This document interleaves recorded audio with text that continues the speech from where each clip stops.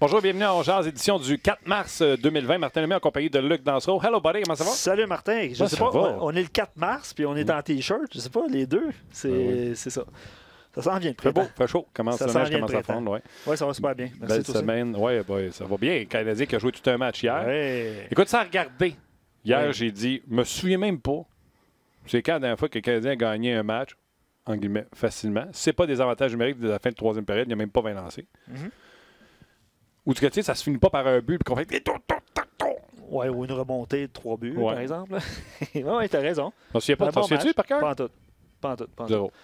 Il y a plein de monde qui ont contribué aussi à la victoire, différents éléments. Ouais, j'ai pris hier à d'un autre angle, j'ai pris Paul Byron comme mon joueur. C'est un bon choix. Tu aimé ça? C'est un bon choix. Okay. Oh, ouais. Salutations à Tim qui est en punition parce qu'il est avec nous aujourd'hui. Salutations également à Tim, mon média social. Rocky. Ah, Rock. Content de te voir, Rock. Content que tu sois là. Puis je sais que vous voulez réagir sur ce que Marc Bergevin a dit hier en entrevue avec Chantal Maccabé, François Gagnon, tout ça. On essaie de poser une question un petit peu différente. Oui, parce que tout le monde va vous dire, êtes-vous d'accord avec le vote de confiance pour Claude Julien? Oui, ou il y en a qui disent déjà qu'ils donnent leur démission, par exemple. Mais la question qu'on pose facilement aujourd'hui, c'est maintenant qu'ils sont en place, c'est confirmé. Là, à part Bergevin. Ben oui, jusqu'à preuve du contraire. Son boss, pas confirmé, ouais. Qu'est-ce qui ferait en sorte que votre opinion change à leur sujet? C'est bon, ça? C'est bon. Bon, ben réagissez. Réagissez. C'est à vous de réagir. Lui aussi, on va l'appeler puis on va le faire réagir. Ben attends. OK. Avant, on vous fait écouter l'extrait de Marc Bergevin d'hier que vous avez sûrement entendu, mais aussi la réaction de Claude Julien hier. Oui, juste que vous l'ayez frais. Moi, j'ai un peu de misère avec le fourré de Marc Bergevin. Ouais, mais quand il colle Claude. C'est sûr que si on... Ouais, en tout cas, on vous le fait écouter. Puis on réagit évidemment avec vous après. Claude Julien va être au camp d'entraînement au mois de septembre. Donc tu ne considères pas... Non, pas du tout. Non, pas du tout. Très bon instructeur, Claude. Fait du très bon boulot. Puis moi, je crois au message qu'il donne à nos joueurs. C'est certain que la saison a été une saison difficile. On a toutes des responsabilités à prendre, comme Claude, comme moi, comme les joueurs. Puis notre but, c'est essentiellement d'être meilleur en septembre l'an prochain pour se placer dans les séries. L'adversité, ça fait partie de notre travail. Là. Pour moi, là, c'est toujours de foncer. Puis, comme tu peux voir, là, on continue à essayer d'améliorer notre équipe. On sait qu'on a du travail, là, puis on est loin d'être parfait. Puis on veut s'améliorer comme équipe. Puis c'est important de continuer à travailler en fonction de ça. Puis quand ton DG ça fait confiance publiquement, c'est sûr que c'est encourageant, mais pour moi, il faut continuer à faire le même travail et continuer à essayer d'améliorer l'équipe. Bon, je sais qu'il y a plusieurs réponses, là, exemple, là, Jimmy, tout le monde, Rock qui dit donner leur démission, mais ça n'arrivera pas. Là. Fait que là, ils sont en place. Réagissez sur qu'est-ce qui vous ferait changer d'idée. Est-ce que c'est, je sais pas, 2 rondes de série l'année prochaine? Je sais pas, là. Amusez-vous. Quel autre exemple, à part les rondes de série? On jase. Je sais pas. Gagne à la loterie, puis c'est Lafrenière qui draft. Ah, regarde. Ce que vous allez faire. Ouh, yes sir, Bergevin. Ça se peut. Ça se peut. On jase. OK. Donc là, vous l'avez en tête. On va aller rejoindre le gars c'est lui qui a sorti la nouvelle hier en premier au sujet de la confirmation de Marc Bergevin. Il n'est pas en vacances à Boca Raton. Il est supposé travailler très fort. C'est François Gagnon. Salut François, comment ça va? Salut Martin. Oui, on travaille fort. Oui, j'en doute pas. Hier, écoute, tu t'es fait aller sur le texte sur Twitter. D'ailleurs, tu as sorti en premier le commentaire de Marc Bergevin qui confirmait, sans l'ombre d'un doute, la présence de Claude Julien en septembre prochain. Oui, ça, quand j'ai envoyé mon tweet, là, je me suis dit, il y en a une couple qui ne seront pas contents, puis je te mettais dans le haut de la liste. Non, tu vois, moi, j'ai défendu ça en disant, premièrement, c'est normal qu'il le fasse. Qu'il le pense ou pas, là, c'est normal. Puis deuxièmement, visiblement, s'il n'était pas content, il l'aurait peut-être mis dehors à la porte. Non, je vais te dire, ça a grogné beaucoup, mais pas ton humble serviteur. Parce que, honnêtement, puis ça, c'était les remarques. Là. Il y a toujours du monde qui vont, peu importe ce qu'on fait, qui vont dire que c'est pas ci puis c'est pas ça. C'est sûr que si Marc Bergevin avait eu à congédier Claude Julien, il y a eu des occasions de le faire. Au nombre de matchs que le Canadien a perdu en échappant des avances, s'il avait été insatisfait du travail de son coach, après le match à Détroit, après les matchs contre Détroit, après des matchs contre les Devils, après tous les matchs où le Canadien a laissé filer des avances de 2 puis 3 buts pour perdre finalement, il y aurait eu moyen de le faire. de la manière que la question lui a été posée hier, il aurait pu aussi dire, écoute, on va revisiter toutes les décisions qu'on a à prendre une fois la saison terminée. Ça, j'aurais interprété ça comme étant mon coach est fini, il est sur du temps emprunté. Mais quand je lui ai demandé, est-ce que Claude Julien va être ton coach au mois d'octobre, il a dit, il va être mon coach en octobre, en novembre, puis en décembre. Puis là, tu sais, de la manière qu'il a répondu, moi, j'interprète ça pas comme une réponse politiquement correcte, puis le genre d'affaire de faux fuyant. J'interprète ça comme étant un solide vote de confiance à l'endroit de Claude Julien, au moins pour le début de la saison prochaine. Moi, je pense comme toi, hein, parce que s'il avait voulu, parce que j'ai dit au monde, il ne peut pas dire au mois de mars, je vais le sac à la porte en avril. Mais il aurait pu dire, il est toujours sous contrat, il sera avec nous à la fin de l'année puis au début de l'année prochaine. Puis, tu sais, moi, comme je te dis, je suis ton bord, mais les gens posent la question, est-ce que c'est le baiser, je sais pas c'est quoi l'expression, là, le baiser de la mort? Là, baiser de la mort, oui, oui. Mais écoute, j'en ai vu de ça, des baisers de la mort. Je m'en suis fait servir, puis au sens figuré, pas au sens pop, du moins j'espère. J'en ai eu un de Jeff Molson à la réunion des gouverneurs au mois de décembre. Normalement, on était à Pebble Beach une couple de semaines avant Noël, et j'avais dit, j'avais demandé si Jacques Martin était en danger. Puis il avait dit non, puis il n'y a pas de problème. Puis finalement, boum, il avait levé le flag. Et à ce moment-là, je m'étais fait mentir en pleine face. Et j'avais pas été assez vigilant pour le réaliser.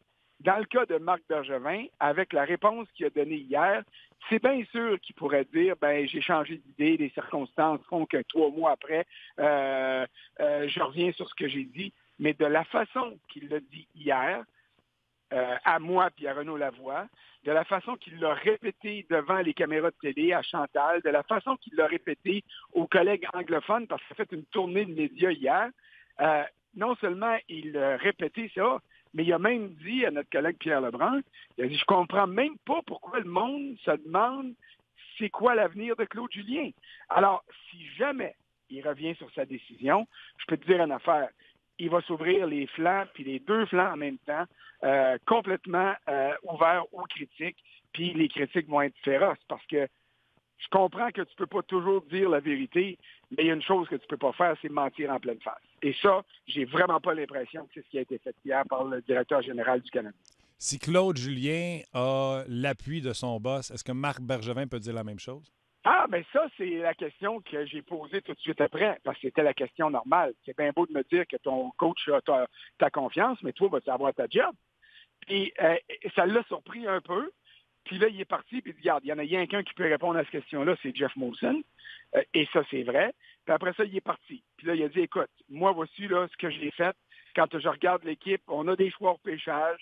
On va faire les meilleurs choix possibles. On a des jeunes espoirs de talent. On a des bons joueurs franchises en Price puis en Weber. Moi, je rajouterais Gallagher à ça. C'est vrai que quand tu regardes l'organisation du Canadien, il y a des points positifs. Le point le plus positif, et ça, je sais qu'il y a bien des partisans qui ne seront pas d'accord avec moi, c'est l'espace, la marge de manœuvre sous le plafond salarial. Ça, là, dans la Ligue nationale d'aujourd'hui, ça vaut plus que de l'or. Ça n'a pas de prix. Et ça, le Canadien l'a. Donc, ce que Marc Bergevin a dit, si jamais je me fais sacrer dehors, le gars qui va venir me remplacer, il dit, il va hériter d'une très bonne organisation, puis il va être content de ce qu'il hérite, puis moi, je vais partir la tête haute.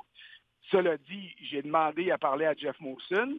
Je te mentirais si je te disais que j'ai réussi à lui parler, mais j'ai réussi, par exemple, à me faire confirmer qu'il était satisfait du travail de Marc Bergevin. Je pense que Jeff Molson, il est censé avoir une apparition publique ou quelque chose à la fin du mois de mars, et puis il va prendre la parole à ce moment-là. Et ce que je comprends, c'est qu'à ce moment-là, lorsque tous les médias seront devant lui, il sera en mesure de confirmer le retour de Bergevin. Mais d'ici là, je ne mettrai pas des mots dans la bouche, puis je vais attendre de voir ce qui va être décidé par le propriétaire. Les gens qui nous écoutent, ils vont dire ça va bien, le coach est bon, on le garde, le GM est bon, on le garde. Il a même parlé de Trevor Timmons, qui était bon, on le garde. Marc Bergevin, dans son point de presse, il a dit notre problème avec l'an passé, c'est la constance. Donc, après l'attitude, après les blessures, là, il va nous arriver au mois d'avril et il va nous dire manquer de constance. Moi, c'est pas la réponse qu'il m'a donnée. Oui, il a parlé de constance déjà, puis c'est vrai. Là où il a reconnu le problème majeur du Canadien, puis moi, c'est celui que j'explore puis que j'expose depuis le début de l'année. Des blessures, tout le monde en a. Si tu n'as pas de profondeur, pour pallier les blessures, tu vas piquer du nez comme le Canadien a fait 2 fois dans ses séquences de 8 défaites. Et ça, il l'a reconnu hier. Et il dit, on pensait que Kotkaniemi était plus prêt qu'il l'était. Poehling n'était pas prêt encore. Cale Fleury a eu un bon début de saison. En deuxième moitié, ça a commencé à être plus dur tellement qu'il a fallu retourner. Alors, il est clair que du côté du Canadien, on avait un club compétitif pour se battre pour une place en série. Et là, j'insiste sur se battre pour une place, pas une place assurée en série. Mais dès qu'il y a eu des blessures à des joueurs importants, il n'y avait pas les effectifs nécessaires pour venir prendre la relève. Et c'est ça qui a fait très mal. Et c'est ça qui a miné les chances du Canadien. Donc, quand tu regardes le travail de Claude Julien, personnellement, je trouve qu'il coach mieux cette année que l'an passé. Mais l'an passé, il n'y a pas eu une blessure. Tous ces joueurs ont eu des saisons parmi les meilleures saisons de leur carrière, sinon la meilleure saison de leur carrière. Ça, là, c'était un perfect storm, comme ils disent en anglais, pour le Canadien. Tout ce qui devait bien aller est bien allé. Cette année, on dirait que tout ce qui devrait mal aller ou tout ce qui tu veux pas qu'il aille mal, va mal. Puis le coach, il a fait de sa part. Là. Encore hier, le Canadien prend les devants. 1-0, 2-0, à 3-0, quand j'ai vu ça passer, j'ai dit, oups, les problèmes s'en viennent. Après ça, ça a monté 4-0, je pense. Alors, tu sais, un club qui sort mollement sur un match, un club qui se ramasse en arrière 1-0, 2-0, 3 fois sur 4, là, je te dis que c'est un club qui est mal préparé. C'est un club qui a pas, un coach n'a pas l'ascendant sur son club. Un club qui s'écrase en troisième période, qui devient nerveux, qui tombe ses talons, c'est un club qui manque de confiance. Et ça, c'est pas de la faute du coach. Le coach il a fait sa job. La preuve, c'est que son club a pris les devants en partie. Il est allé chercher le maximum de ses gars. Puis à la fin du match, ben, qu'est-ce que tu veux, ça pique du nez. J'ai pas vu la partie hier. Je voyais juste les scores défiler. J'ai pas vu quel genre de match le Canadien a disputé. Mais ça devait être quand même un pas pire match quand on regarde le score. Alors, je me dis que de ce côté-là, on peut blâmer le coach parce que c'est toujours facile de le faire, mais quand on analyse plus en détail ce qu'il fait, on peut comprendre pourquoi Marc Bergevin a donné un vote de confiance à Claude Julien hier. Écoute, c'est un match pratiquement parfait. Là. Le Canadien a donné plus de 20 lancés à cause des avantages numériques en fin de match. Sinon, c'était à moins de 20 lancés. Et je me souviens même pas, c'est quand la dernière fois que le Canadien a gagné un match où ils ont joué 60 minutes puis qu'ils n'ont pas gagné par un but. Je ne suis même pas capable de me souvenir d'un match où ils ont dominé puis que c'était amplement mérité, sans l'ombre de Il y a eu le meilleur match de l'année, Martin. C'est une des fois où il a mené 4-0 aussi. C'est arrivé 3 fois cette année. Une fois, ils ont perdu l'avance, c'était contre les Rangers au Centre Bell le 23 novembre. Mais le meilleur match du Canadien pour moi, là, puis comme je te dis, j'ai pas vu celui d'hier, mais c'est quand ils sont allés planter, et le mot est faible, les Capitals à Washington. Ça, pour moi, ça a été le meilleur match du Canadien. C'était là que Jonathan Drouin a été blessé. Et je pense que Paul Byron s'est blessé lors du même match, mais là, je ne veux pas m'avancer trop loin. Ça a l'air, mes espions disent que Barry Trotz, après la première période, quand c'était 3-0 pour le Canadien, a fait « Bon, les gars, on les a exactement où ce qu'on voulait. » Petite affaire. Je le sais que le proverbe, la pire avance au hockey, c'est 2-0, mais je connais pas un coach qui aimerait pas mieux être en avant 2-0 qu'en arrière 2-0. Ah non, c'est clair. Mais c'est juste drôle. Puis à 3-0, là, c'est encore pire. Ben oui. OK. Moi, par exemple, il y a des affaires que, et des fois, Claude Julien dit, et des fois, Marc Bergevin disent que, tu sais, je frise. Puis Dieu sait que je frise pas dans la vie. Quand il dit, ouais, le deuxième gardien de but, regardez Toronto, eux autres non plus, en ont pas, c'est pas facile à en trouver. Hey, chef, Toronto n'a pas une scène pour en payer un. C'est pas pareil. Tu as de l'argent et savoir comment faire sur le plafond salarial. Je peux pas comprendre qu'après 2 ans, il n'a pas compris que ça y prenait un deuxième gardien de but et que dans sa réponse à chantage, je ne sais pas vous autres, il a dit, on va regarder ça, on ne sait pas encore ce qu'on va faire. Écoute, ça devrait être priorité numéro 1. Oui, je suis d'accord avec toi. By the way, ça arrive souvent qu'ils disent des choses que j'aime pas moi non plus. Là. Dans le cas du gardien auxiliaire, ils se sont trompés cette année. Ils ont misé sur le mauvais cheval. Peut-être qu'il y avait d'autres candidats puis qui ont attendu trop longtemps puis que quand ils sont virés de bord, ces candidats-là étaient plus disponibles. Il peut être arrivé un tas de facteurs. Si c'est le cas, c'est de leur faute. Tu sais. Et là, ils sont virés de bord, puis ils ont dit, OK, on va y aller avec Kincaid. On sait maintenant que c'était pas une bonne avenue. Est-ce que Charlie Lindgren pourrait être le gardien l'année prochaine? Lui, il veut un job, on verra ce qui va arriver. Puis là, je devance ta question tout de suite. Là, il y a plein de monde qui vont dire, oui, mais pourquoi pas donner tout de suite la chance à Primo d'arriver? Il y a une réponse à ça qui est importante, c'est le repêchage d'expansion. Ceux qui voudraient voir Carey Price partir à Seattle, là, comme c'est arrivé avec Marc-André Fleury, qui est parti à Vegas, oubliez ça. Primo n'est pas prêt à prendre la relève comme gardien numéro 1, et puis il n'y en a pas d'autres gardiens solides dans l'organisation. Mais le Canadien, comme tous les autres équipes, va être obligé de présenter à Ron Francis des joueurs qui répondent aux critères. Donc, il faut qu'on présente j'allais dire le nom de l'équipe, mais je ne le connais pas parce qu'il n'est pas sorti encore. Donc, il faut qu'on présente à Seattle un gardien qui va avoir un nombre de matchs disputés dans la Ligue nationale au cours des 2 dernières années.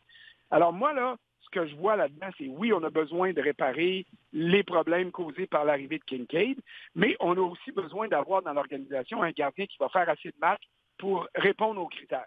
Moi, je vois le nom de Charlie Lindgren là-dedans.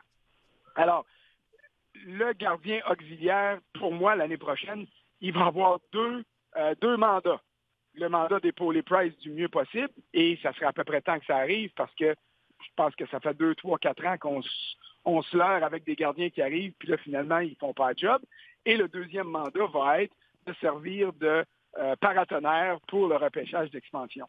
Alors, j'ai hâte de voir comment le Canadien va gérer ça, mais c'est la raison pour laquelle je suis convaincu que Primo ne sera pas le gardien auxiliaire la saison prochaine. De toute façon, il n'est pas prêt. Il aurait besoin d'une saison complète, là, pour être là vraiment à tous les matchs. Cette année, c'était quoi? Là? C'était pas un ménage à 3, c'était un ménage à 5 par moment à Laval. Ça n'a pas de bon sens pour le développement d'un gars. Alors, oui, il faut régler ça. Puis oui, je suis d'accord avec toi. Avec la marge sous le plafond salarial dont je parlais tantôt, le Canadien aurait normalement dû être meilleur dans ses sélections de gardiens de but. Et puis là-dessus, le DG doit payer pour peu importe le nom de son adjoint qui s'est occupé de ce dossier-là. Exactement. Non, ça, je suis d'accord avec toi. OK, et puis les minutes avancent, François, les gens, je veux qu'ils comprennent là, qu'on fait du live, tu es à Boca Raton, les GM vont sortir d'une minute à l'autre. Fait que aussitôt que tu as besoin de flyer, tu me le dis, puis je te libère. Mais j'en profite pour une dernière question, si j'ai le temps. Là. Trevor Timmins, les commentaires sur Trevor Timmins, t'en as pensé quoi? Parce que, comme je te disais tantôt, le coach est bon, le GM est bon, le recrutage est bon. Trevor Timmins, on en a déjà parlé. Moi, c'est un gars que je connais bien depuis que je suis entré dans la Ligue nationale. Lui, il a fait tous les sales jobs dans une organisation. Excuse-moi, j'ai éternué. C'est pas facile, il fait pas chaud ici, hein, puis il y a une grosse brise, là, fait que je suis mal pris. Il a besoin d'un petit foulard. Alors, j'allais te dire à tes souhaits, mais laisse donc faire. Alors, tu vois, là, il est devenu responsable du recrutement. Est-ce qu'il a fait des bons coups? Oui, il en a fait. Est-ce qu'il en a fait assez? Je te dirais que oui, il a fait assez de bons coups quand tu regardes ce qui a été amené chez le Canadien. Mais il y a aussi trop de mauvais coups avec les premiers choix au pêchage. Et ça, moi, c'est ça que je suis plus capable d'entendre de la bouche de Marc Bergevin, de la bouche du Canadien, comparé aux autres. Tu l'as dit tantôt, mais Toronto, mais si, mais ça. C'est vrai qu'il y a d'autres clubs qui ont eu des problèmes. Mais arrête de te comparer aux pires. Compare-toi aux meilleurs. C'est les meilleurs. Ben oui. Tu sais, écoute bien, là, si le Canadien repêchait avec la même qualité que les Sénateurs d'Ottawa et que les Blue Jackets de Columbus, puis là, je parle pas ici de Pierre-Luc Dubois, il est sorti 3e. Il a été meilleur comme 3e que Kotkaniemi l'a été jusqu'à maintenant. On verra ce que ça donnera dans le futur. Et certainement meilleur que Galchenyuk. Mais Galchenyuk, c'est une mauvaise année. Mais il aurait dû prendre Philippe Forsberg à ce moment-là. C'est ça que je veux dire, moi, aux gars de recrutement. Je vais reconnaître tes bons coups quand tu vas chercher en 2e ronde, 3e ronde, 4e, 5e ronde comme un gars comme Gallagher. Bravo, je vais t'encenser pour dire il a pris une chance sur le bon cheval à ce moment-là. Mais en première ronde, viens pas me dire à moi que rendu au 21, 22, 23e rang, c'est un coup de dé. Parce qu'à ce moment-là, je vais te dire, échange tes premiers choix d'abord. Viens pas essayer de me convaincre, moi, que tu veux bâtir avec le repêchage si tu considères toi-même que c'est une séance qui est trop inexacte. Ouais, tu es en train de nous dire que tu bâtis à coup de dé. Bien, c'est ça. Ça n'a aucun sens. Là. Ça, c'est un message pour moi qui, si j'étais le responsable des communications chez le Canadien, je dirais à mon GM, tu répètes plus jamais ça. Parce que tu donnes aux partisans aucune raison d'avoir confiance dans ton plan. Parce que tu leur dis, moi, là, je veux repêcher des jeunes, puis je vais bâtir avec les jeunes. Mais baptême, les jeunes qui vont tomber du ciel, c'est ceux-là que je vais prendre parce que je ne peux pas vous garantir que je vais repêcher. Bon, ça n'a aucun sens, ce message-là. Et du côté du Canadien, il y a trop eu de premiers choix qui n'ont pas fonctionné. Il y a eu trop de premiers choix qui ont été, pas juste pas fonctionnés, mais des catastrophes à la McCarron. Là, Tenordi joue en ce moment avec avec Nashville. Est-ce qu'il y a un meilleur fit, passe-moi l'expression, avec Nashville? Je ne le sais pas. Mais il reste que pour le Canadien, quand tu regardes les premiers choix des 10-15 dernières années, il n'y en a pas là, de coup de circuit. Puis ils ont repêché 2 fois au 3e rang. Fait que, tu sais, viens pas me dire ça à moi. Si tu me dis que tu bâtis par le repêchage, donne-moi toutes les raisons d'avoir confiance. Tu as le droit de te tromper. On va tous reconnaître ça. Puis on est tous conscients que ça peut... c'est difficile de frapper pour 50%. Mais viens pas te comparer aux autres. Viens me dire, ce gars-là, il a réussi à faire ça. Puis moi, ce que je veux, c'est réussir à faire ce que Columbus a fait, ce qu'Ottawa fait, ce que la Caroline fait. Parce que je te dis à Caroline, parce que je vois Don Waddell qui sort de la pièce, là. Fait que ça commence à sortir lentement, mais sûrement. Ah, je vais te laisser aller, mais on en reparlera. J'ai déjà planifié un show sur le repêchage.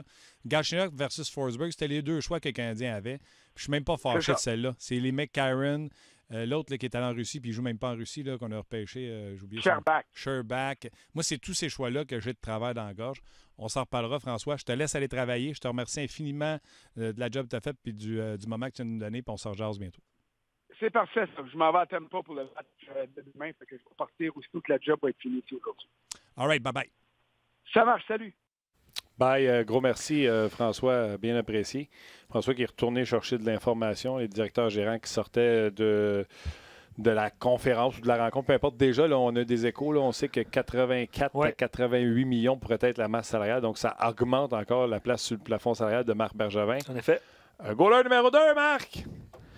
Oui, entre autres. Évidemment. Tu sais, ton équipe, là, il manque d'outils, il manque de talent. C'est quoi ta force? Ton gardien de but, parfait. Est-ce que tu peux le faire jouer 82 matchs? Non. Est-ce que tu en as besoin d'un bon? Oui. Paye. Oui, mais il ne vaut pas 5 millions. Mais sac. 1, tu as de l'argent. 2, tu as de la place sur le plafond salarial. Let's go. C'est juste ça que je dis. Let's go. Regarde Leonard là, avec Vegas. Là. Quel bon pick-up pour eux autres. Je pense que c'est un blanchissage hier, c'est ça? C'est un bon gardien de but. Ça va permettre de reposer Marc-André Fleury avant les séries éliminatoires. Let's go. L'an prochain, là, ton équipe n'est pas prête encore.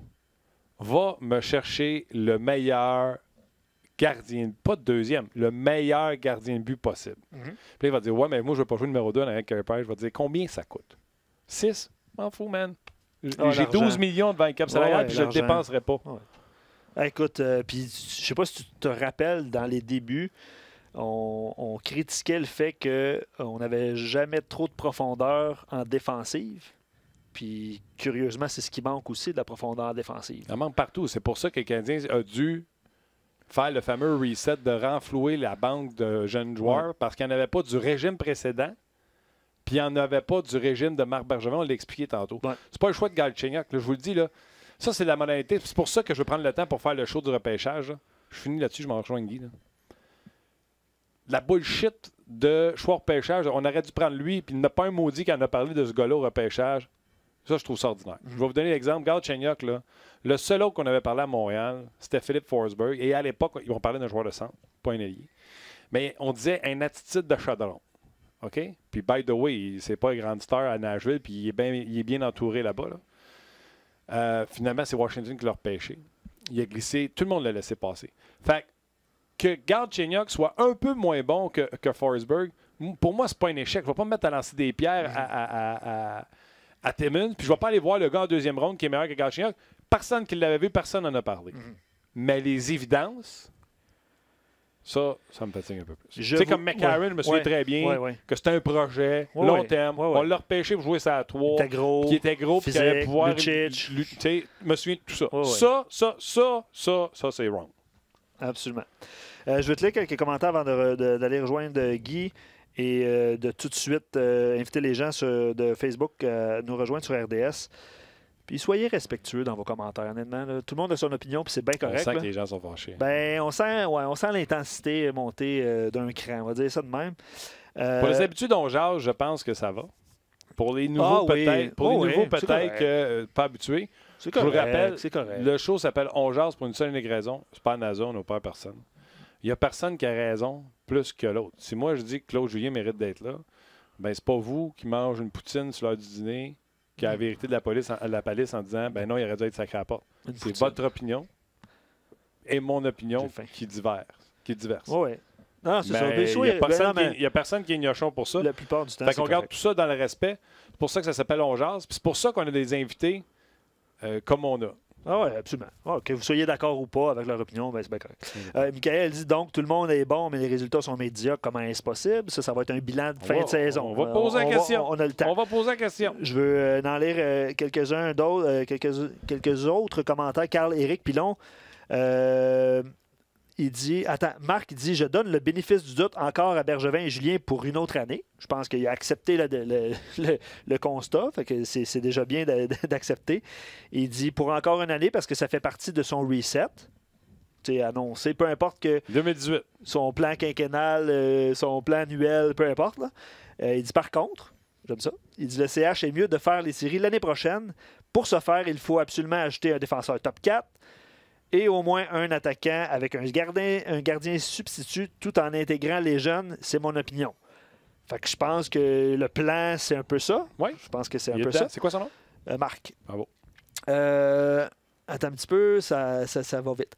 Patrick Mélas dit, d'après moi, toute la direction, Bonson, Bergevin, Julien, était d'accord depuis le début de l'année que ce serait une saison de développement. Je suis certain qu'ils souhaitaient une meilleure saison qui durerait au moins jusqu'à la mi-avril, mais tant que les jeunes se développent. Monson a encore confiance en son équipe. Si ça dégringole l'an prochain, le boulot de Julien d'abord et peut-être celui de Bergevin sera en danger. Et ce, peut-être dès la fin de l'automne. Fait qu'on voit moi, c'est ce que j'avais dit cette année. Si Julien n'est pas en série en novembre, il l'était. Dernier commentaire avant d'aller rejoindre Guy. Carl-Éric, que j'ai nommé plus tôt, les gars ne semblent pas avoir perdu confiance en leur coach. Alors pourquoi pas leur donner la chance en tant que groupe de rebondir l'an prochain? Bien évidemment, je souhaite une ou deux acquisitions pour aider le groupe en place. Tout cela en espérant une progression des jeunes. C'est un peu ça. Absolument. Les gens de Facebook, venez nous rejoindre sur rds.ca. On poursuit la discussion avec Guy Boucher dans quelques instants. Et évidemment, vos commentaires, qu'ils soient négatifs ou positif, mais dans le respect, on l'a dit tantôt. Exactement. Venez nous rejoindre sur RDS.ca. Vous avez des questions pour Guy en plus, Lizzie? Yes. Il était dans la cuisine, lui, l'an passé. Comment ça va, Guy? Ouais. Ça va bien. Moi, je vais bien. Ah ouais. Ben, Guy aussi, Luc aussi va bien. Ben oui, on va super bien, toi. Ouais. Parce que tu n'as pas commencé à me voyer. Hein. Comment ça vous voyez, c'est parce que ça va pas bien. Les gens vont le savoir. Là. Ah ouais. OK, de quoi tu veux parler? Veux-tu parler de Marc Bergevin? Veux-tu parler du match d'hier? Veux-tu parler des échanges? Parce qu'on en a parlé un peu avant le show. De quoi tu as envie de jaser? Moi, je suis prêt. N'importe quoi. Vas-y, lance-moi. OK. Marc Bergevin qui est sorti public hier. Parce qu'on demande ça aux gens. Félicitations. Pourquoi? Ben, d'ailleurs, tu sais que ça fait longtemps que je fais longtemps. C'est quoi mon opinion? C'est bon. Je te dis depuis des mois que moi, les gens qui paniquent puis les gens qui se lancent à gauche, à droite, là, c'est l'affaire la plus facile au monde. En ce moment, tu as quelqu'un qui se tient, quelqu'un qui a du courage devant l'opinion publique, puis... mais tu comprends, ça fait 3 ans. Ton monde. Ouais, mais non, tu comprends, ça fait 3 ans qu'ils ne font pas une série. Les gens... Je comprends pas. Je comprends pas, Martin. Tu me dis toujours, je comprends. Ça fait 1000 fois que je te dis la même chose. Je ne comprends pas les gens qui paniquent quand ça va mal, les gens qui perdent patience. Regarde, moi, je suis pas capable. Et tout ce que j'ai bâti dans ma vie, je l'ai bâti avec de la persévérance, je l'ai bâti avec du temps, je l'ai bâti avec des moments difficiles. Puis toutes les fois, ça a été de me tenir avec les gens autour de moi quand ça va mal. Quand ça va bien, tout le monde est capable de faire ça. Quand ça va mal, par exemple, puis la tempête arrive, puis là, tu commences à pointer tout le monde du doigt. Moi, j'ai adoré comment il a fait. Il dit d'avance, il attend pas. 2, il s'est lui-même responsabilisé là-dedans. Je pense qu'on n'en parle pas de ça. Tout le monde parle de pourquoi il n'y a pas de changement. Mais moi, la chose que je retiens le plus, c'est « Hey, on est tous là-dedans. Et puis moi, j'ai des choses à faire. Puis tout le monde a des choses à améliorer l'année d'après, des choses à accomplir. Puis il y a des fois que tu ne peux pas le faire dans un court délai. Ça prend du temps. Ça prend du travail d'équipe. Puis ça prend de la persévérance. La persévérance, la définition de persévérance, là, c'est du temps pendant longtemps.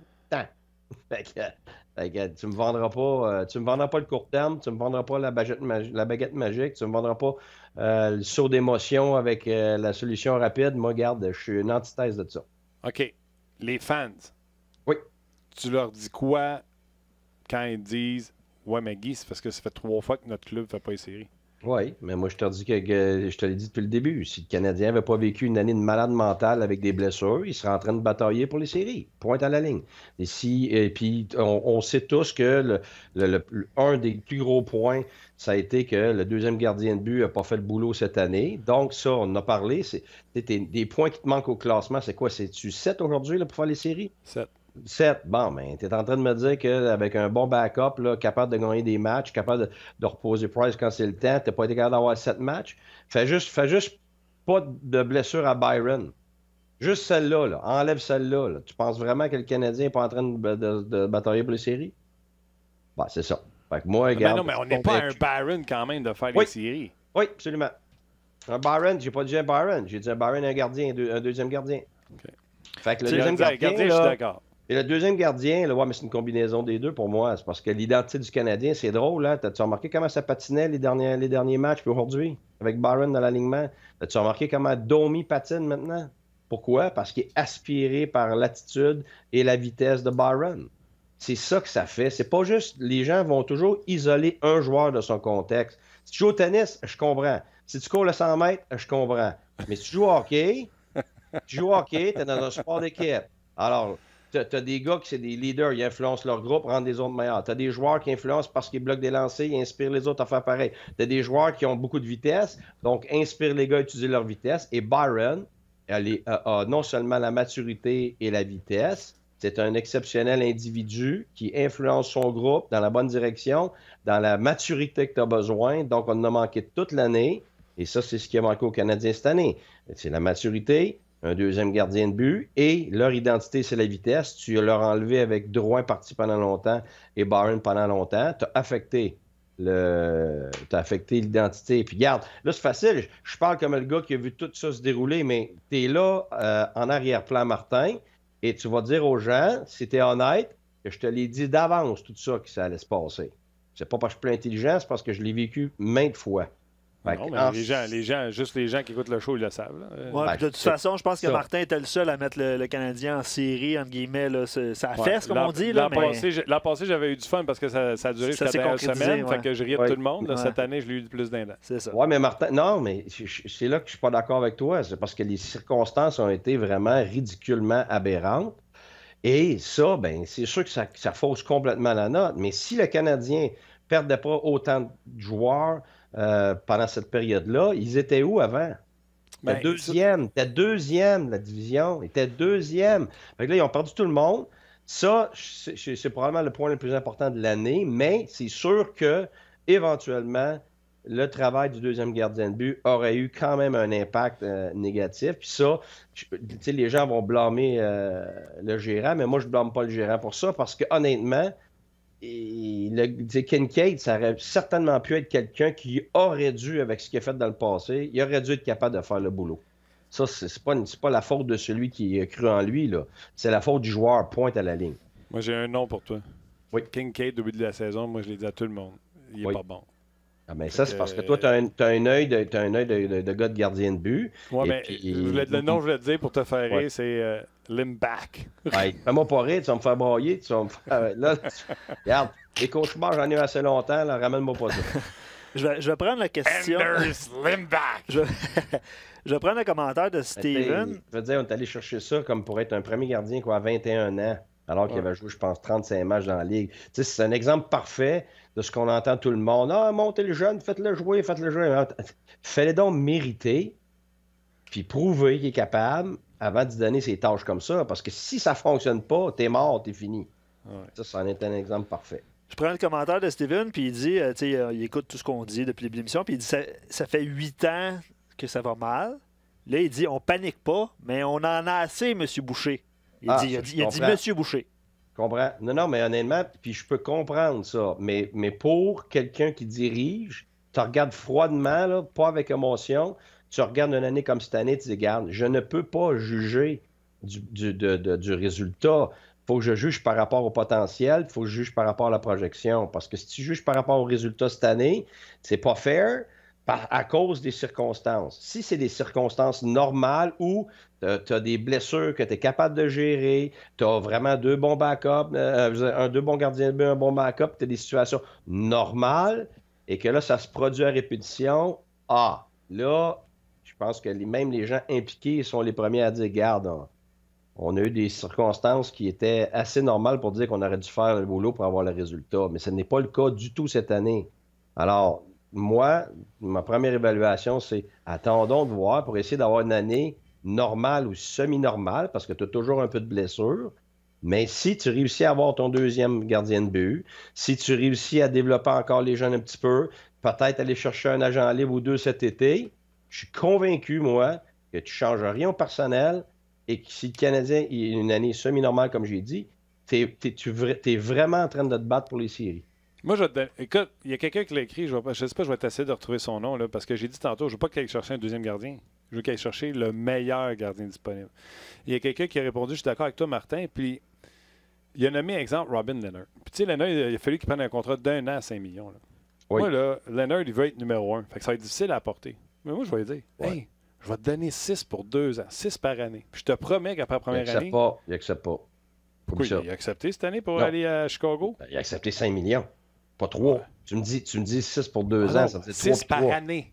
Par année, OK. Par année. J'ai de la place sur le plafond, j'ai de l'argent, je suis une équipe riche. Paye-les. Imagines-tu si tu as un Leonard qui peut jouer 32 games puis que tu as Price 50 games, on est-tu en série? Oui, mais il y a une seule chose, par Martin, il faut que tu calcules. Puis ça, je n'ai pas la réponse parce que je ne suis pas en train de dealer avec Price tous les jours. Ça peut être une situation où ton gardien, lui, il n'aime pas ça du tout. Ça, j'ai vu ça. J'ai vu ça. Oui. Ouais, mais toi, tu t'en fous. C'est parce que tu n'as pas à vivre avec tous les jours quand Price pète des coches à tous les jours puis qu'il dit après ça, moi, je m'en vais, change-moi. Hey, ça va te montrer que c'est pas un leader qui mène par l'exemple, comme tu nous as expliqué depuis le début de l'année, puis qui tire vers le haut, puis qui inspire. Mais je te dis pas que lui, c'est ça. Je te dis que tu ne sais pas si c'est ça. Puis si c'est ça, là après ça, t'es dans le trouble. Okay. Ça arrive bien plus souvent que tu penses. Là. Okay. Puis pas juste avec les gardiens. Là. Avec ta cape, avec les défenseurs. Ça, c'est la réalité que vous ne voyez pas quand vous êtes justement de l'extérieur. Ça, c'est. Écoute, la vérité, là, un gang d'alpha mâle ensemble, là, c'est ça. Ouais, moi, c'est-tu quoi? On va te donner un exemple à la radio. J'arrête pas de dire à mon boss que l'équipe qui va nous remplacer l'été, il faut que ça soit une équipe qui pense qu'il peut nous remplacer au mois d'août prochain. Puis si tu as tout le temps peur que ton prochain puisse te voler ta job, c'est peut-être parce que tu travailles pas assez fort. Fait que j'inviterais Carey dans un rodéo. Là. J'irais m'asseoir avec des chaps pas de fesses. Là. Je lui dirais écoute bien, chef, ça fait 3 ans là, que tu n'as pas de backup. 3 ans qu'on ne gagne pas. Ça te tente-tu de gagner ou tu veux juste être. Non, je veux dire, à un moment donné, il faut qu'il comprenne lui-ci. Il est rendu un homme de 30 quelques années, là. C'est plus un enfant. Là. Non, c'est pas une question d'enfant, Martin. Moi, là, tu te dis quelqu'un te remplace cet été. Ouais, mais moi, si je te dis quelqu'un va être là avec toi toute l'année, je t'enlève 35 % de ta job. Ou tu te dis, tu étais supposé faire un show, puis tu étais supposé avoir tel rôle, mais gars, je te l'enlève, j'en mets un autre à ta place. Guy, je vais répondre à tout ce que tu me dis. J'étais supposé de faire le gars des sports d'après-midi sur le drive, coast to coast. C'était moi qui le faisais depuis les 2 dernières années. On m'a appelé, on a fait, on va prendre Chantal Maccabé. Ben, j'ai dit, il n'y a pas de problème. J'ai off l'après-midi, je peux faire une sieste. C'est le même que j'ai pris ça. Sais-tu quoi? Au mois de novembre, ils me rappelaient et ils m'ont dit les auditeurs s'ennuient de toi puis on aimerait ça te revoir. Je suis retourné, c'est moi qui le fais depuis ce temps-là. Marc Denis, un moment donné, on m'a fait venir dans le bureau, m'a dit Marc va venir participer au show du matin 2 fois par semaine. Je pense que Luc, tu sais que j'aime Marc. Guy, tu sais que j'aime Marc. Il est dans mon show, mon podcast. Fait on ne m'a pas tassé. On a rajouté un gars de sport, comme un backup. Puis après 1 an, je ne sais pas donner les codes d'écoute qu'on souhaitait quand Marc arrivait. Je suis tout seul encore à faire les sports, mais je suis toujours le coéquipier qui fait « Ben oui, si on est meilleur puis on gagne plus en sondage, il n'y en a pas de problème. » Fait que toi, il n'y a aucune réaction. Aucune réaction, tu acceptes tout ça puis tout est beau. Qu'est-ce que tu voulais que je fasse? Tu voulais que je dise « Non, je vais démissionner? » Non, c'est pas ça. C'est pas une question de non, tu vas démissionner. C'est parce que tu as un délai avec ces gens-là tous les jours, là. Tous les jours. Comme avec ton épouse, comme avec ta blonde, là. Exact. Puis ces gens-là, comme Marc, si tu as besoin de quoi... Tu gères quelqu'un qui est malheureux tous les jours. Moi, ça, j'étais malheureux? Non, je ne parle pas de toi, là. Je te dis juste que si on parle des gardiens de but, je viens de te donner un exemple. Comment c'était Halak avec Price dans le temps? Oui, mais c'était un enfant. Je rien, ça. Une question de personnalité. OK. C'est correct. Comme j'ai dit tantôt au début du show, c'est des perceptions différentes. On jase. Ce que je te dis, c'est que tu peux pas le savoir tant que tu n'as pas accès à l'information de l'individu. C'est clair, je comprends ça. Les jours, tu comprends ce que je veux dire? Fait que je peux pas te le dire, je l'ai dit, moi je le sais pas. Je suis pas là. Je peux juste te dire que je l'ai vécu avec d'autres gars, puis je peux te dire que c'est... Parce qu'il faut pas t'oublier une chose, là. Ces gars-là, ils peuvent se faire voler le job en 2 secondes. Là. Lui, dans sa tête, là, il dit OK, là, j'ai un bon backup, mais le backup arrive, il est meilleur que moi. Oui, tout derrière. Il prend ma place. Fait que tu comprends-tu? C'est là que moi, personnellement, là, j'en ai pas vu ben des gars de nationale qui veulent que quelqu'un prenne le place. Je peux te dire ça. Je suis d'accord avec toi, mais ça protège le territoire. Puis l'autre affaire aussi, c'est que la qualité du gars, je vais être franc avec toi, c'est parce que dans ce cas-ci, là, pour moi, c'est Leonard. C'est parce que tu as nommé quelqu'un. Si tu avais juste dit... un gardien en général tel que tu amènes, j'aurais fait oui, mais c'est parce que je connais l'information sur Leonard, j'étais à Ottawa. Puis je sais comment il est. Puis en plus, on sait que Carey, quand même, c'est un gars fier qui est habitué d'être dans le filet puis d'avoir toute la pole. Puis c'est pas nécessairement quelqu'un qui va vouloir que quelqu'un va arriver puis prendre 35 games non plus. Fait que là, moi, je fais 2 + 2, les deux ensemble, ça fait de la dynamite d'après moi. Mais ça, c'est Leonard, parce que Leonard, c'est quelqu'un d'émotionnel, parce que c'est quelqu'un qui, lui, va vouloir le net. Lui, il n'acceptera pas d'être un backup. Ça, je peux te dire ça. Fait que c'est un fighter. Ah, c'est ça. Fait qu'en sachant... Ouais, mais c'est pas... Ouais, t'as raison, c'est pas juste un fighter, c'est un fighter qui est, sans dire vociférant, là. C'est quelqu'un qui ne fermera pas sa boîte quand il pense à quelque chose. Fait que tu vas être obligé de dealer avec d'autres problèmes que juste, OK, c'est beau, il est bon. C'est parce que lui, la vérité, il peut arriver et jouer à 925, là. Fait que là, Price, si, mettons, ça va bien, mais qu'il est à 918, là, tu imagines-tu qu'est-ce que ça va faire médiatiquement? Mais on gagne-tu? Ah ouais, mais parce que le problème, c'est que tu vas gagner, mais tu vas créer des problèmes qui vont te faire perdre après ou qui vont défaire ta chambre. Fait que là, c'est là, mais c'est parce que ça, on parle d'un Top Gun Price. Puis on parle finalement d'un autre gardien numéro 1, là, c'est parce que c'est Leonard. Mais si tu me dis, je regarde, toi, t'es meilleur que moi, là, vas-y, donne-moi des noms de gardiens de but. Tottenham, il y a Oldby, il y a Markstrom, il y a Crawford. Je vois là. Regarde, si tu regardes un gars comme Crawford, qui a eu des problèmes de commotion, je pense qu'il y a eu des affaires au genou, je ne sais pas trop, qui est peut-être rendu ailleurs dans sa carrière, puis ça, peut-être ça peut être différent, mais il a quand même été un gardien numéro 1, il a gagné la Coupe Stanley. Fait que, tu sais, il est où, lui, dans sa tête? C'est parce que je pense que ce que ça prend, Martin, c'est que ça prend 2 gars qui sont rendus à une certaine période de leur vie, ou 2 gars avec une certaine personnalité qui vont faire en sorte que c'est possible de fonctionner dans cet environnement-là. Ça, la vérité... Je suis correct avec ça. Moi, Corey et Carey, ça marche. Puis la vérité, c'est, regarde, moi, Martin, tu le sais, je suis d'accord avec toi 100% que si tu as ça, tu es une meilleure équipe. Si les gars acceptent ça, wow! Mais quand tu regardes, là, tu sais, dans une place où il y a vraiment 2 gardiens, il n'y a pas une tonne où c'est vraiment 2 gardiens numéro 1.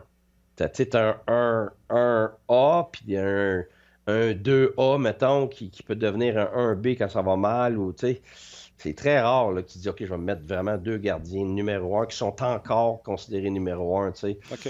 Parle-moi de la game d'hier. Oui. Le Canadien, c'est un sans faute. C'est exceptionnel comme match, mais regarde, on en a parlé souvent. Moi, ce que j'ai aimé, c'est qu'ils ont gardé leur identité pendant 160 minutes. T'sais.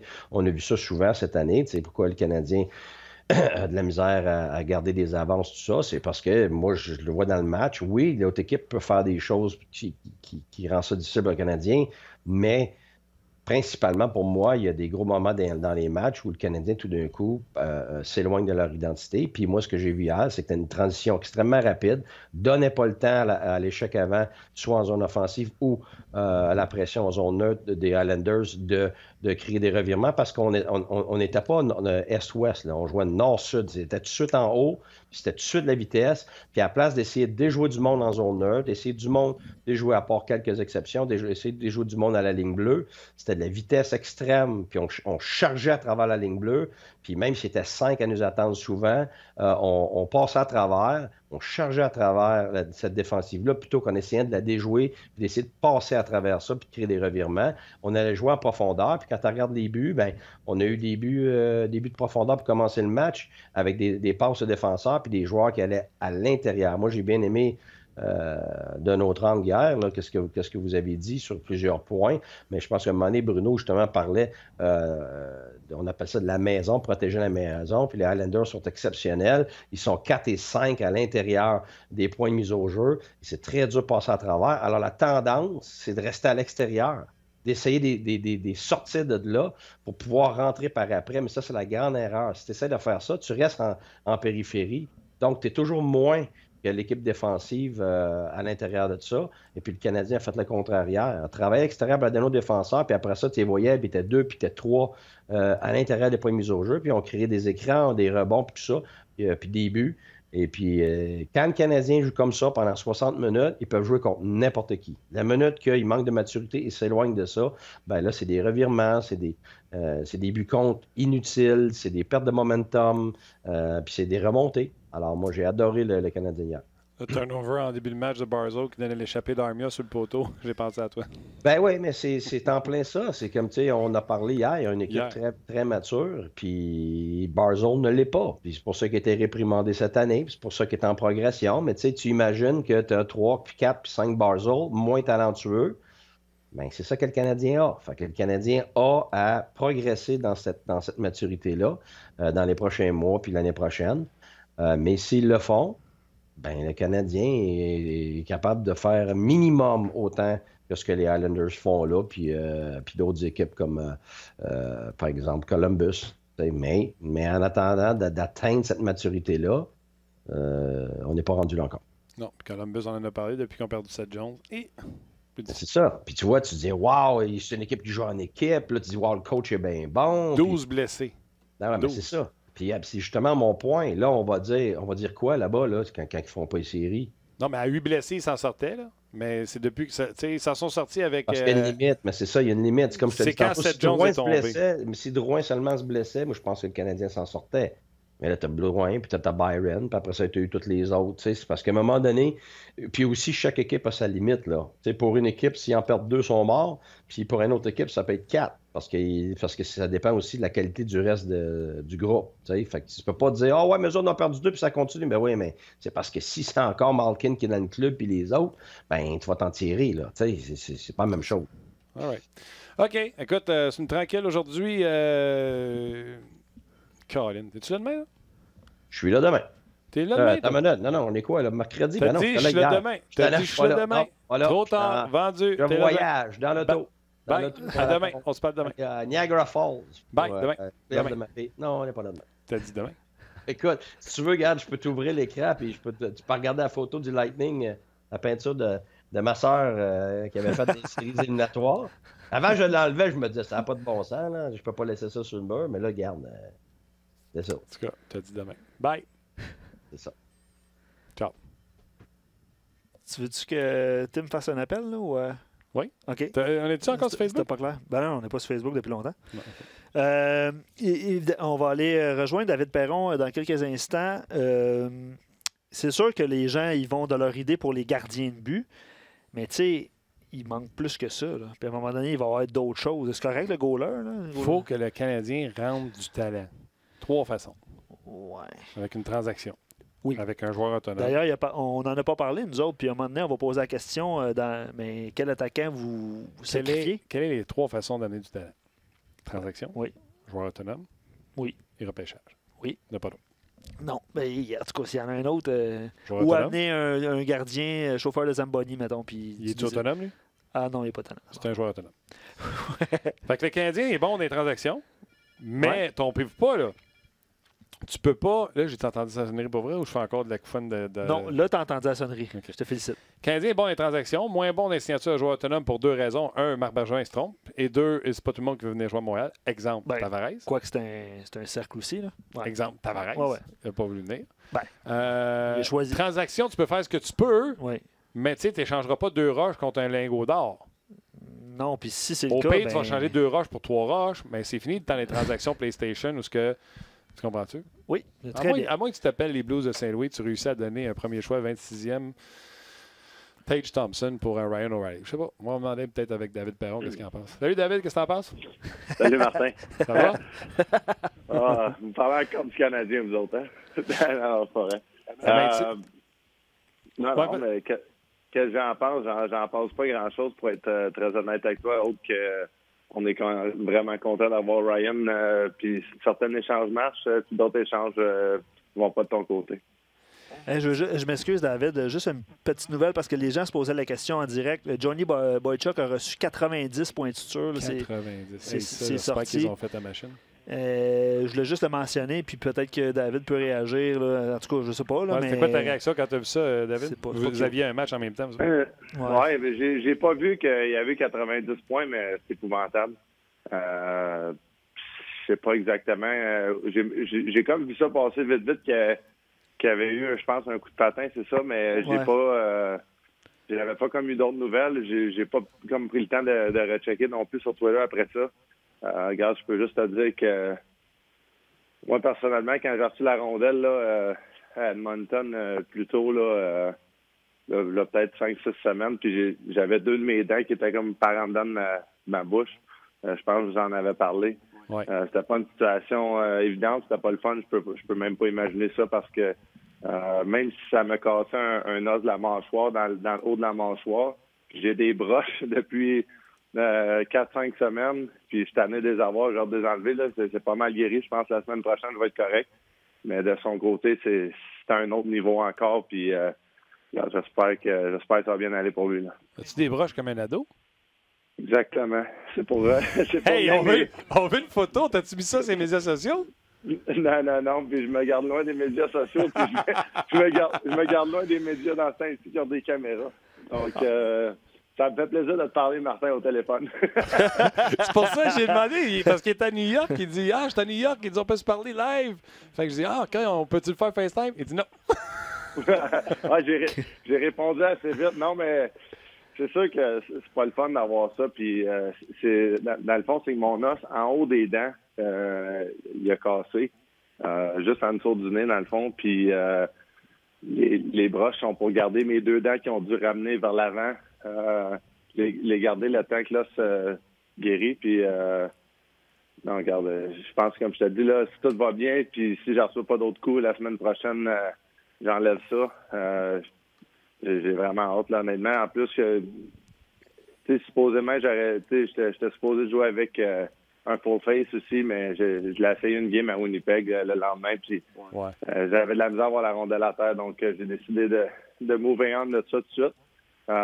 Mais regarde, Johnny Boychuk, y a-t-il une visière en passant ou il n'y en a pas? Il y avait une visière, je vais te raconter. Il y a une visière, le patin, il a passé littéralement en dessous de la visière, puis je te donne les détails.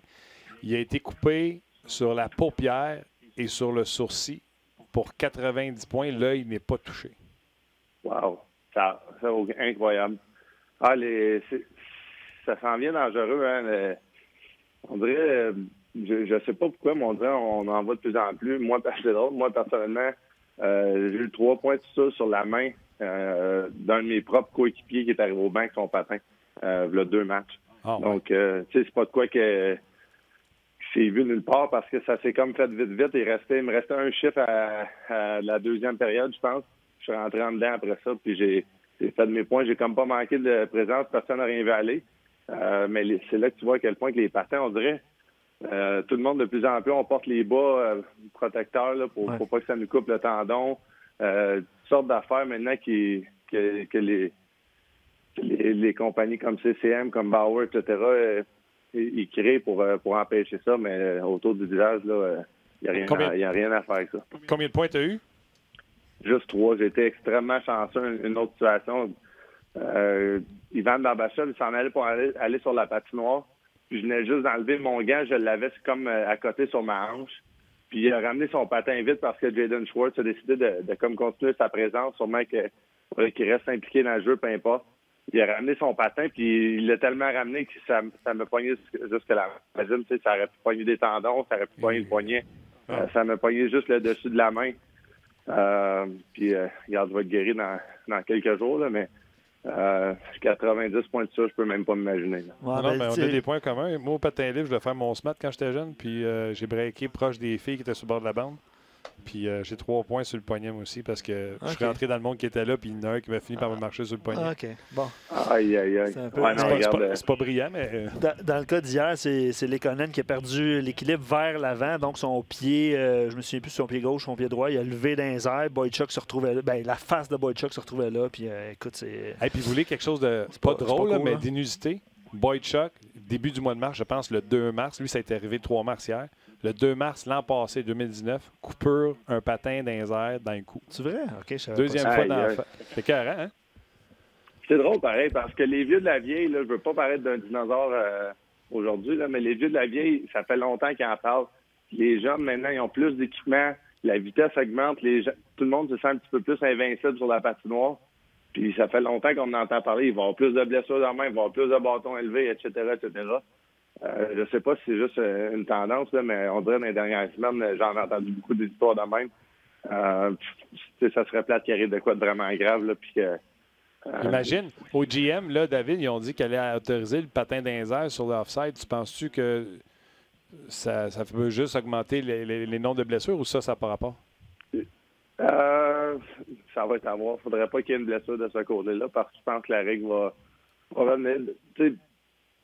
C'est sûr que les règles vont toujours changer, vont être modifiées un petit peu par les directeurs gérants. Je pense que les joueurs s'étaient quand même bien adaptés à la règle. Moi-même, peut-être une semaine, j'ai perdu un but de même en avantage numérique. C'était moi qui étais offside. Jaden Schwartz qui a essayé de rentrer la rondelle, puis j'ai vraiment étiré mon patin le plus longtemps que je pouvais.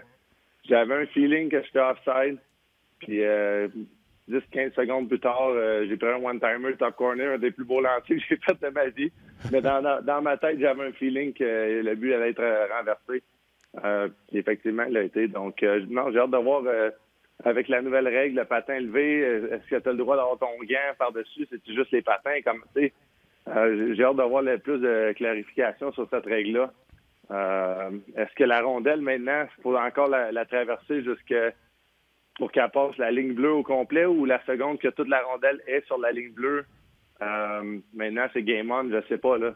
Il y a plein de petits détails de main qui peuvent faire une différence pour nous autres. Ouais, je ne suis même plus, moi, les règlements. C'est la rondelle complètement au bord. Mais maintenant, là, si tu es en contrôle, tu peux rentrer avant la rondelle. Puis en tout cas, quand c'est rendu compliqué, les offsides. Oui, puis honnêtement, je pense que ça devient un petit peu difficile pour les officiels aussi. Côté, en début de saison, avec le flip de la ligne rouge que le gardien de but gelait la rondelle. Là, les arbitres, on dirait, ils pensaient pas trop à cette règle-là. J'espère juste que ça lui met pas trop d'informations dans la tête puis qu'il oublie d'appeler les punitions nécessaires, les punitions qui peuvent vraiment changer le cours d'un match, exemple accroché ou double échec, etc. Je trouve que à toutes les années, c'est le même, évidemment, là, mais du début de l'année jusqu'à la fin de la saison, on dirait au début de l'année, tu as 3, 4, 5 powerplays par match. Vers la fin de la saison, si tu en as un ou deux, tu es content. Donc, c'est intéressant que ce soit le même. On peut dire que les équipes sont plus rodées, ils font encore plus attention à leur discipline, mais moi, je crois aussi que les arbitres gardent un peu plus leur sifflet dans leur poche. Là. C'est clair. Plus qu'on va approcher de la fin de l'année, plus ça va être comme ça. Vous autres, avez-vous, je pense, c'est quoi, 9 de suite? Avez-vous trouvé votre 8? Ouais. Avez-vous trouvé votre air d'aller? Ben, je pense pas qu'on l'avait perdu autant que le monde pensait, puis je pense pas qu'en ce moment, on joue aussi bien que ça en a de l'air. Mais en même temps, c'est très positif. Puis c'est même qu'une équipe gagnante, qu'une équipe qui, en fin de l'année, va avoir plus que 100 points. Tu peux regarder les 100 points en fin d'année puis penser que c'est une des meilleures équipes de la Ligue. Oui, parce qu'on a trouvé des moyens de gagner à tous les soirs. Il y a des équipes qu'on a joué dans les 8 derniers matchs.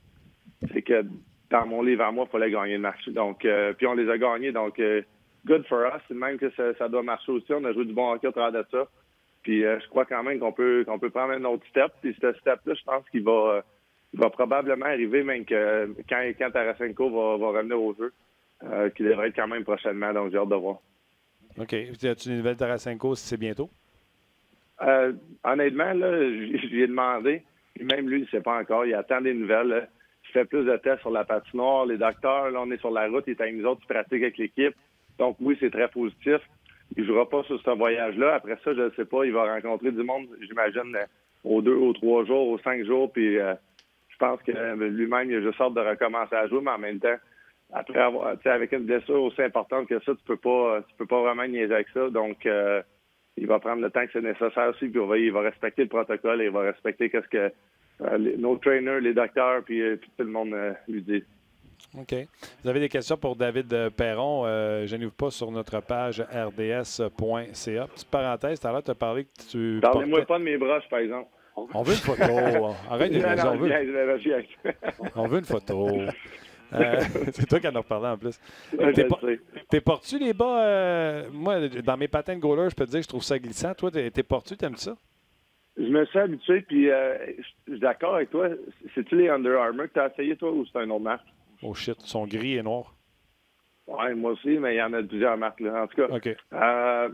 Si c'est les mêmes que moi, c'est des Under Armour. C'est drôle à dire, mais on vient tellement proche de notre équipement qu'à un moment donné, on s'habitue, on voit des petits détails qui changent au travers.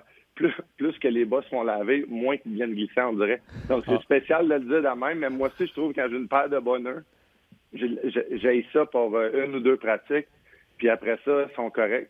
C'est très bizarre à dire. Martin, peut-être que tu ne laves pas ton linge assez souvent, je ne sais pas. C'est ça. Je suis parti, je lave pas mon stock. C'est tout que je gagne, je ne lave pas. C'est voilà. Bon. J'adore. Non, mais oui, je porte ça depuis 3 ans, je pense. Depuis que j'étais à Vegas, il y avait obligé les joueurs à porter ça. On voit de plus en plus quand je parlais d'invisibilité, les joueurs se sentent invincibles. On a ces bas-là, on a les patins maintenant avec tous les protecteurs pour les bloquer des lancers. On rajoute des pièces d'équipement à nos épaulettes, à nos coudes, à nos pads. Maintenant, sur les gants, il y a beaucoup d'équipes qui ont des protecteurs d'extra par-dessus. Donc, j'espère juste que faut quand même faire attention, il faut quand même continuer de se respecter en tant que joueur. Puis, moi, je crois que ça peut rien changer en bout de ligne, mais ça fait assez longtemps que j'entends les vieux de la vieille dire plus que l'équipement va devenir protectif, plus qu'il va y avoir des risques de blessures exagérées comme on a avec Boychuk.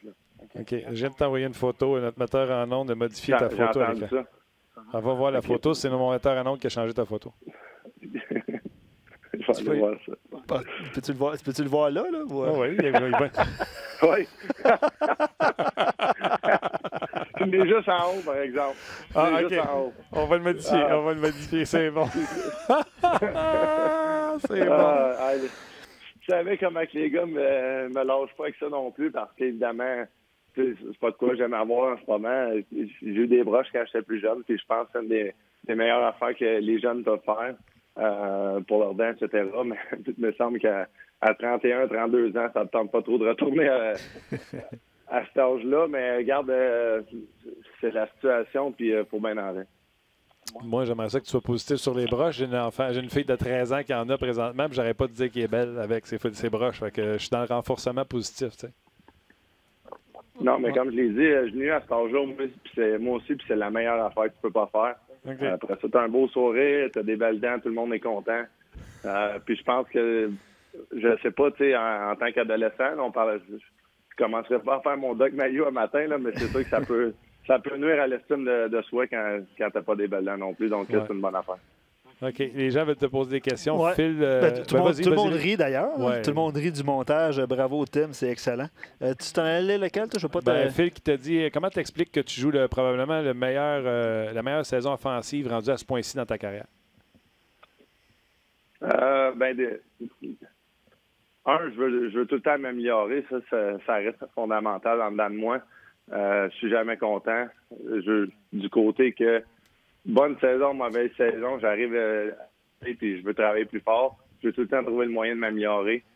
Par contre, une fois qu'on commence à parler du hockey in-season, l'opportunité que j'ai eue avec Craig Berube, je vois des bonnes minutes avec Ryan O'Reilly. Là, présentement, je joue pas avec eux. Ça fait depuis notre séquence de victoire, ils ont un peu changé les trios. Craig, il trouvait, je pense, que certains des autres trios ne produisaient pas assez. Donc, ça m'affectait un peu, évidemment, de ne pas jouer avec O'Reilly.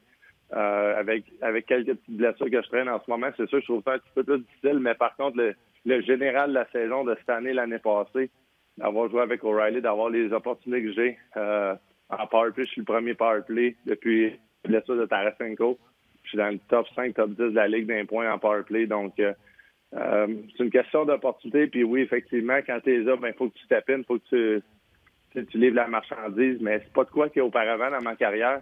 Le monde peut me voir en tant que joueur offensif, mais j'avais jamais eu vraiment de 5 contre 3. J'avais jamais eu de powerplay en overtime. J'avais plein de situations de même que j'avais pas eu que cette année. Ça te donne énormément confiance quand tu vas en overtime. Tu commences l'overtime avec Ryan O'Reilly. Je sais pas, je suis en ce moment dans les buts en overtime dans la Ligue nationale, mais je vais être encore dans le top 5, top 10, whatever. C'est sûr que ça fait une grande différence quand tu vas ramasser des points de main, quand tu ramasses des situations que tu n'avais pas avant, puis tu es capable de démontrer à toi-même, mais à tout le monde aussi que tu es capable de stepper in, faire une différence. Complètement un autre sujet, mais Jérémy te demande, c'est qui le joueur le plus funny dans le vestiaire des Blues? Tyler Bozak. Ce gars-là, c'est un malade, mais c'est un rassembleur du bon côté, du très bon côté même. Il veut juste avoir du plaisir, il veut juste taquiner les gars. C'est non-stop pour de vrai, il lâche pas. S'il trouve de quoi, il n'y a pas de secret dans notre équipe, tout sort nous autres. Puis, justement, dans l'avion, là, on joue aux cartes, on est 4 à notre table. J'étais avec O'Reilly, Bozak, puis Justin Falk. Puis on a beaucoup de fun. Puis, tu sais, ça fait une différence, je pense, pendant une année de 82 matchs avec les séries, etc. Pour avoir du plaisir. Puis c'est un gars de même qui peut en amener beaucoup. Tu parlais avec qui tu t'assois dans l'avion. On a parlé de Scandella, tu nous as jasé, tu l'as amené manger chez vous. Ça marche comment, un gars qui se fait trader de même? Il s'en va-tu à l'hôtel? Il est-tu dans un appart? Il est-tu chez un joueur? Comment ça marche? Oui, ben il peut y avoir différentes situations qui se passent. Mais à Saint-Doigt, il y a une place là, qui est quand même bien. Que un petit peu loin d'un appartement comme mois par mois. Okay. Ils ont sûrement un deal avec l'équipe, j'imagine qu'ils ont tout le temps 1 ou 2 joueurs là-dedans, dans un de ces appartements-là. Puis ça donne que c'est proche que c'est à Clayton, proche de tous les joueurs où on habite. Donc c'est super intéressant. Puis ça te permet d'avoir une cuisine, de pouvoir aller à l'épicerie, etc. Puis avoir tes petites affaires. Donc ça fait un move simple pour lui. Puis c'est sûr que dans d'autres situations, ben comme quand j'étais allé à Anaheim, au début, j'étais dans l'hôtel. D'autres situations, si tu connais un joueur vraiment proche, peut-être qu'il va t'inviter chez eux. Donc, il y a différentes situations. Oui, puis ça dépend aussi. Il y a des joueurs, tu sais, ils se font inviter, mais il y a mieux être tout seul dans leurs affaires. Oui, bien, exactement. Puis la plupart du temps, c'est le même que ça commence.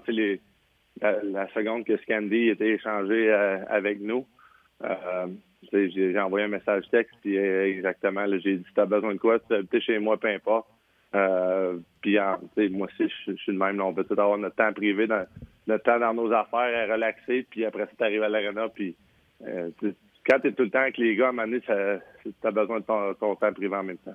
C'est clair. OK, c'est drôle parce que vous avez joué hier, mardi, mais votre prochain match, au lieu d'être jeudi et vendredi, fait que tu as 2 jours à New York parce que vous avez joué, je pense que c'est les Devils que vous avez joué vendredi. Restez-vous dans le même hôtel? Allez-vous déménager parce que c'est Newark la prochaine game? Qu'est-ce que tu fais de tes 2 jours à New York? Comment ça marche? C'est la première fois de ma carrière. J'ai vraiment une journée off, je pense, à New York. Donc, je vais aller me promener avec les gars. Il y a plein de petites boutiques, il y a plein de places à marcher, peut-être aller au parc. Plein de choses que j'ai jamais eu la chance de faire avant. Donc, c'est intéressant. Puis, on est resté à même hôtel comme depuis 2 jours. Puis le matin du match de New Jersey, on va aller au morning skate. Puis après ça, on va avoir un day room à Newark. Donc, je pense que l'équipe a fait une bonne job. Les gars veulent être à New York, veulent en profiter. Il y a des bons restaurants, des belles places à voir, puis il y a toutes sortes de choses à faire. All right. Puis demain, c'est jeudi, c'est congé. Y a-tu, je connais pas ça, y a-tu une heure, il faut que les gars rentrent ou ça n'existe pas, ça, les curfews? Ça dépend des équipes, je te dirais. De notre côté, honnêtement, la plupart des équipes que j'ai été jusqu'à date, c'était plus une question d'être professionnel. Puis, comme on l'a dit, hier, les gars, on a pu avoir un peu de fun après le match.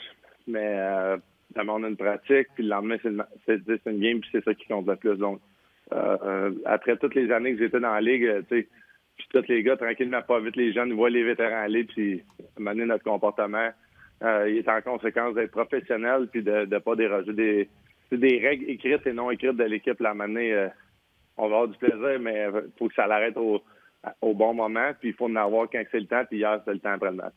Tant mieux. All right. Écoute, on attend ta photo. Puis on la mettra pas sur les médias sociaux. On a eu un aperçu quand même. On a eu un aperçu, oui, c'est vrai. All right, David, un gros merci. Je te souhaite une belle semaine, que vos succès se poursuivent, puis prends soin de ta santé.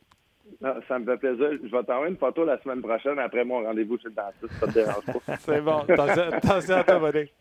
OK, bye, merci. Ciao, bye. C'était David. Ouais, super intéressant. C'est une équipe qui connaît du succès. C'est incroyable. Puis l'Avalanche suit pas loin derrière aussi. Là. Ils ont 7 victoires de suite. Le Colorado sont à 3 points des Blues, puis 2 matchs en main quand même. Ça va être intéressant, cette course-là, dans la centrale. Écoute, j'ai pensé lui demander ce qu'il pensait de l'Avalanche. Je le ferai la semaine prochaine. Parce qu'avec toutes les blessures qu'ils ont, ils continuent. Ah ouais.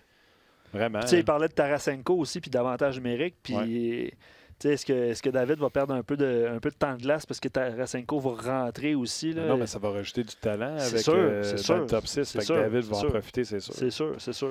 10 matchs seulement, ça va peut-être être long aussi avant de... Absolument. Puis j'imagine que les Blues souhaitent qu'ils soient de retour avant les séries, qu'ils jouent peut-être une dizaine de matchs aussi pour arriver confiants dans les séries. Mais c'est une émission chargée d'émotions, on va dire ça de même. Ça finit calmement avec les Blues de Saint-Louis qui connaissent du succès. C'est dur d'avoir un... Ah, puis on a du fun avec la photo de David. Bravo à Tim. Ah ouais, Tim. Good job. Méchant heads-up. Bravo, Tim. Gros merci à vous autres d'avoir été là, d'avoir passé votre heure de lunch avec nous autres. Vous avez des questions, des commentaires. Chaque matin, on arrive, Luc, il me dit, Martin, on a encore plein de messages avant que le show commence. On vous lit, puis on veut vous lire, puis on veut savoir comment vous appréciez le show. Même si vous n'êtes pas en direct, des fois, il y en a qui... Jesse, je pense, tantôt, il dit « Hey, moi, je vous écoute pas, je vous écoute pas en direct, je vous écoute après. Peut-être que vous ne lirez pas mon message. » Mais on les lit, puis évidemment, Rock et Tim en haut font une bonne job pour tenter de répondre le plus possible à vos commentaires. Absolument. Ouais. Merci à Rock, tu fais bien de le mentionner. Tim également à la mise en onde. Luc, un gros merci. Gros job encore une fois. Merci à vous. On se parle demain. Ce sera jour de match Canadien Lightning. Bien sûr, on s'entretiendra avec Marc Denis qui sera en direct là-bas. Donc, soyez prudents. On se rejase demain.